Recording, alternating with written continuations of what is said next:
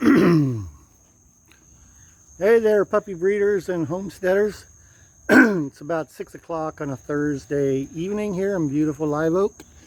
We have just finished a big giant thunderstorm. So I thought I'd just give you guys a quick update on where we're at with the farm. We're pretty much down to the right stuff in here. It's mostly going to end up being garden tools and so forth. You can see it's decluttered a lot from earlier days of the upper shed. This patch here you saw is where I had the pups for a little while. It became clear to me that they just need more space because, you know, just the amount of poop and pee and living and running is just going to kill the grass, which it did. So I made a command decision. I'll show you that in a minute. Brandon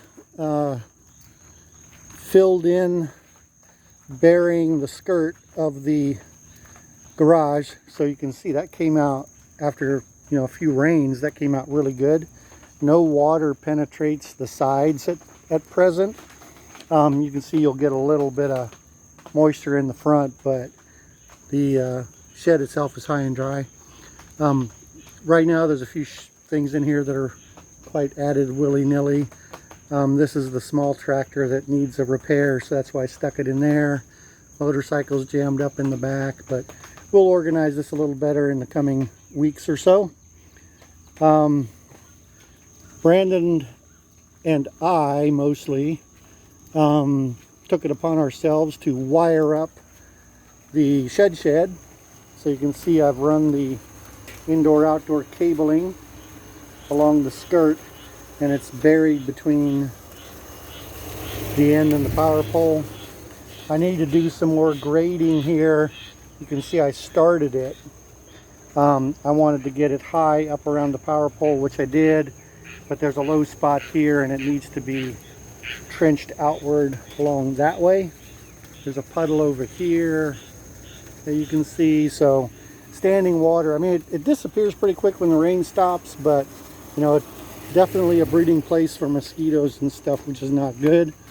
You can probably hear and notice the air conditioner in the window here. I am going to build a platform for it. I just wanted to get it tucked in the window for now and see what the shed would be like with AC in it. So this place is still a little disorganized, but you can see I've got 3 overhead lights in here. So let me close the door. And it's very nice and bright. No, I mean, it's not workshop bright, but it's good enough. And the air conditioner blows nice cold air in here, so it's markedly lower temperature than inside the house, which is good. One of these toolboxes will end up in the other garage, and as you can see, I'm starting to free up shelf spaces as I organize and unpack. Doesn't look great yet, but day by day, little by little, it's all getting better and better organized. So that's the shed. And one thing, my wire comes in at the bottom there at that J-box, and I did that and I hooked it up and the light would come on, but there was no power on these power sockets. And beautiful American quality, I ended up opening it up and they had wired that receptacle. They wired this whole box wrong.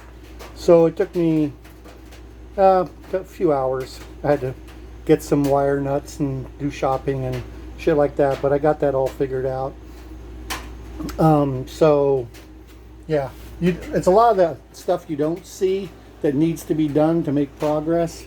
But anyway, I'm going to shut the lights and air conditioner off because I'm not coming back in here today. I'm about to go off for a Walmart run,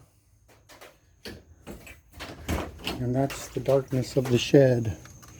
Yeah, I'm about to go off to a Walmart run, do some grocery shopping. Need more hydro and milk and things like that. Doggy food, puppy food especially. So in here I currently have BB Girl and Blue captured. They're mad at me because they want to still run around. And BB, stay. Stay in there, BB girl.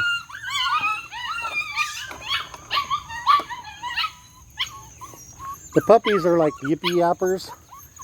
They do not like to be alone. They do better with Blue and BB around. But I have built, I've sectioned off more than half of the kennel now for the puppies. And you can see they're getting a lot bigger. Soon they're going to be able to jump over this lower fencing, but at that point I'm going to open it all up and let them roam the whole thing. But there's a couple of spots around the perimeter fencing where they still might be able to squeeze through and get out. So I'm not there yet. All right, shut up. Shut up. They're at the point now where they want contact all the time. It's not so much they're underfed or hurting or in pain. They're starting to become a lot more sociable. I put a chair in there and I sit in there with them for a little while and let them get humanized and used to people. So yeah, they're ready to give away. They're at 8 weeks as of today. Oh no, they're at 7 weeks as of today. So I think I'm going to get the Craigslist ad up and start shuffling them off to Buffalo.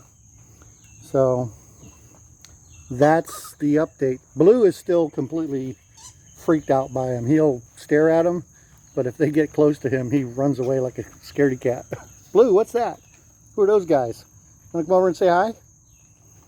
No? Scared of them? They the boss of you?